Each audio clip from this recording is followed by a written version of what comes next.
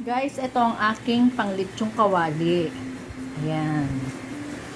Magluluto ako ng crispy binagoongan. Kaya ito meron akong bagoong alamang. Ayan guys. Ito guys, naprito ko na siya ng una. Pero ito double fry natin to para siya lumutong. Mamaya ng konti yun. Guys, ito ang aking kamatis, sibuyas at siling berde para sa bagoong alamang. Sorry naman, nakalimutan ko na namang videohan ng umpisa. Pero ito pa lang naman ang nagagawa ko. So, gisahin lang natin to bago natin ilagay ang bagoong.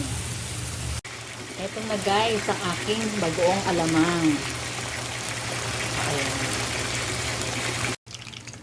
Ito na guys, nagpiprito na tayo ng talong para sa crispy binagoongan with talong.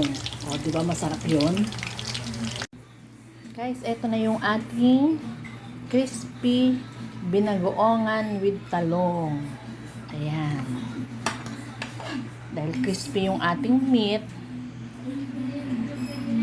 so atin na lamang ilalagay sa ibabaw ang bagoong. Ganyan na lang ang style niya to keep it crispy. Ayan. At syempre, perfect na kaulam ang ensaladang pipino. Pipino with suka and paminta. O, diba masarap yun? O, ayan guys. Ito na. Ito ang aking version. My own version of crispy binagoongan. At ang sarap nito guys. Okay, bye. Thank you for watching. See you next time.